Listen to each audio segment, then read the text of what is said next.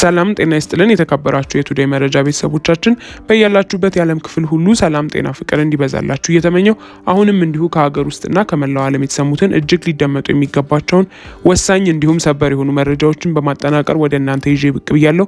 እናንተም ክቡራን አድማጮች ለጥቂት ደቂቃ እስከ ፍጻሜው አብራችሁኝ በመቆየት እነዚህን ወሳኝ የሆኑ መረጃዎች እንድታደምጡኝ እየጋበዝኩኝ ቻናላችንን ሰብስክራይብ በማድረግ ቤተሰብ ይሁኑ እያልኩኝ ለሰዓቱ ወደ አጠናቀርኩላችሁ ዝርዝር መረጃ በቀጣይ ማቀና ይሆናል። እስከ ፍጻሜው አብራችሁኝ ቆዩ።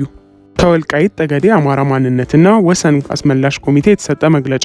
በትላንትናው ዕለት ማለትም ጥር 22 ቀን 2018 ዓ.ም የኢትዮጵያ ብሔራዊ ምርጫ ቦርድ ሰባተኛውን ሀገራዊ ምርጫ አስመልክቶ የምርጫ ክልልና ምርጫ ጣቢያዎች ዝርዝር መረጃ ይፋ ማድረጉ ይታወቃል። በዚህ መሰረት የወልቃይት ጠገዴ ሰቲት ሁመራ ዞን ምዕራብ ትግራይ በሚል ምድብ ስር ተጠቅሰው ተመልክተናል። እንዲሁም ምርጫ ቦርዱ ለወደፊቱ በመሬት ላይ ያለውን ተጨባጭ ሁኔታ በመዳሰስና በመገምገም አስፈላጊ ሆኖ ሲገኝ ተጨማሪ መረጃዎችን ለሕዝብ ይፋ እንደሚያደርግም አሳውቋል። ዳሩ ግን የወልቃይት ጠገዴ አማራ ማንነት ወሰን ጥያቄ ከ2008 ዓ.ም ጀምሮ ለፌዴሬሽን ምክር ቤት፣ ለትግራይ ክልል ምክር ቤትና አስተዳደር እንዲሁም ለአማራ ክልል መንግስት መቅረቡም ይታወቃል። በመሆኑም ህወሓት በድርጅቱ ውሳኔ አካባቢውን ከ1984 ዓ.ም ህገ መንግስቱ ከመጽደቁ በፊት በጉልበትና ከወልቃይት ጠገዴ የአማራ ህዝብ ፍላጎትና ፈቃድ ውጪ ወደ ትግራይ ክልል ማካለሉ ይታወሳል። ስለሆነም አካባቢያችን ለሶስት 10 ዓመታት አማራዊ ማንነቱ ተደፍጥጦና የትግራይ ማንነት ተጭኖበት መቆየቱ ይታወቃል።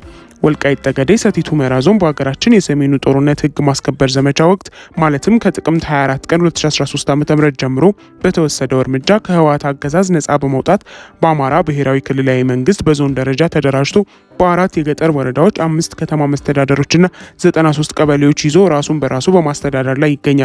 በተጨማሪም ከነጻነት ማግስት በአቶ አደም ፈራህ የፌዴሬሽን ምክር ቤት አፈ ጉባኤ የተመራ ልዑክ ቡድን ስለ አካባቢዎቹ የህዝብ ፍላጎትና ሁኔታዊ ዳሰሳዊ ጥናት በማድረግ ሪፖርት ማድረጋቸውም አይዘነጋም። የወልቃይት ጠገዴ ሰቲት ሁመራ ዞን ህዝብ አማራ ነን እንጂ አማራ እንሁን አላልንም በሚል መሪ ቃል በተደጋጋሚ ድምጹን በተለያየ መንገድ ማሰማቱ የአደባባይ ሚስጥር ነው።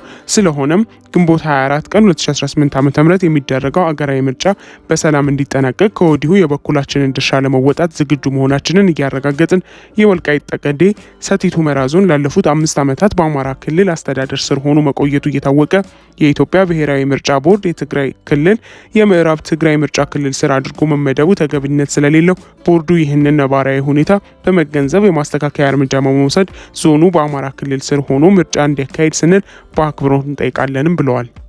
ህወሓት ከአፍሪካ ህብረት የቀረበለትን የሰላም ጥሪ እንደሚቀበልና ለውይይት ዝግጅት መሆኑ ገለጸ። የህዝባዊ ወያኔ ሓርነት ትግራይ ህወሓት ሊቀመንበር ደብረጽዮን ገብረ ሚካኤል ለአፍሪካ ህብረት ኮሚሽን ሊቀመንበር መሐሙድ አሊ ዩሱፍ በጻፉት ደብዳቤ ህብረቱ በትግራይ ክልል ወቅታዊ ሁኔታ ላይ ያወጣውን መግለጫና ያቀረበውን የውይይት ጥሪ በበጎ እንደሚቀበሉትም አስታውቀዋል። ህወሓት በትግራይና በፌዴራል መንግስት መካከል ያሉ ውዝግቦችን ለመፍታት ብቸኛው ዘላቂ መንገድ ውይይት መሆኑን በመግለጫው የገለጸ ሲሆን ማንኛውም የሰላም ጥሪት በፕሪቶሪያው የዘላቂ ግጭት ማስቆም ስምምነት መንፈስና ቃል ላይ የተመሰረተ መሆን እንዳለበት የገለጸ ሲሆን በአፍሪካ ህብረት አስተባባሪነት በሚደረጉ ማንኛውም የውይይት መድረኮች ላይ ህወሓት ገንቢ ተሳትፎ ለማድረግ ዝግጁ መሆኑን ገልጿል። ህወሓት ይህንን መግለጫ ያወጣው በትግራይ ክልል ውስጥ ባሉ ወቅታዊ አለመረጋጋቶች ምክንያት የአፍሪካ ህብረት አሳሳቢነቱን በገለጸበት ወቅት ነው። ህወሓት ለህብረቱ በሰጠው ምላሽ በክልሉ ያለውን ውጥረት ለማርገብና የሰላም ስምምነቱ ሙሉ ለሙሉ ተግባራዊ ለማድረግ የህብረቱን ከፍተኛ የሽምግልና ሚና እንደሚፈልግ በግልጽም አመልክቷል።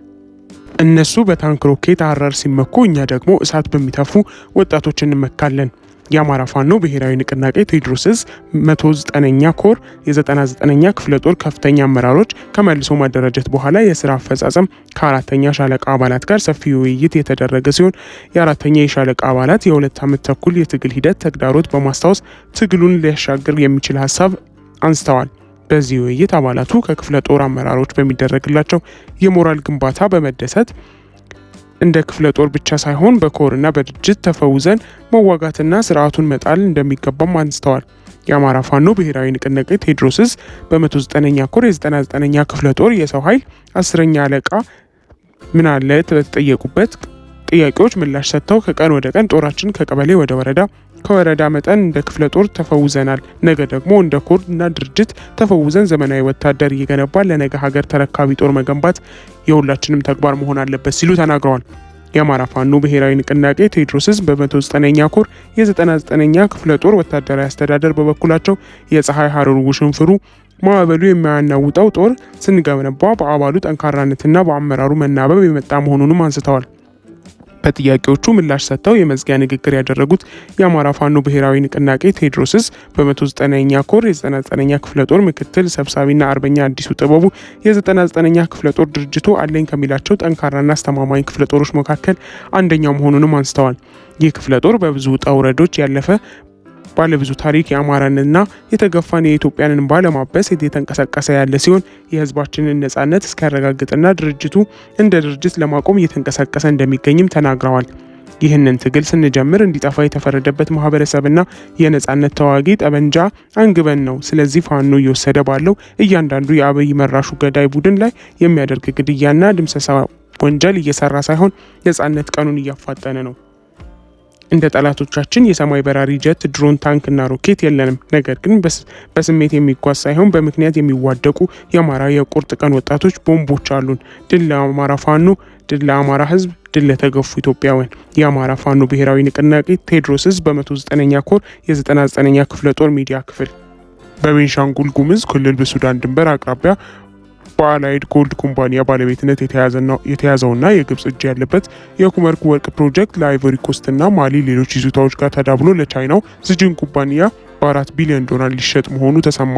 የወርቅ ፕሮጀክቱ ባለቤትነት ይዞት የነበረው የግብጽ አስኮን ኩባንያ ከዓመታት በፊት ከአይላንድ ጎልድ ቢያስተላልፍም ኦላይድ ጎልድ ኩባንያ በእጅ አዙር ሲቆጣጠርና ድርሻም ይዞ እንደቆየ መረጃዎች ያመለክታሉ። የክልሉ መንግስት ግን ኦላይድ የሚያስተዳድረው ፕሮጀክት ብዛም ደስተኛም አልነበረም። የቻይናው ዝጅን ኩባንያ ከቻይናው ፕሬዚዳንት ሺጂንፒንግ ጋር ቀጥታ ግንኙነት እንዳለውም ይነገራል።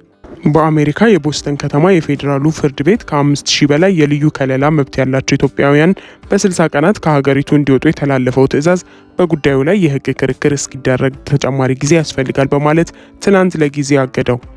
ፍርድ ቤቱ 2 ሳምንት ብቻ የቀረው ትዕዛዝ ተፈጻሚነት ለጊዜው ያገደው አፍሪካ ኮሚኒቲስ ቱጌዘር የተባለ የስደተኞች መብት ተሟጋጅ ቡድንና 3 ኢትዮጵያውያን ትዕዛዝ ተፈጻሚ እንዳይሆን ያቀረቡትን አቤቱታ በተመለከተ በኋላ ነው።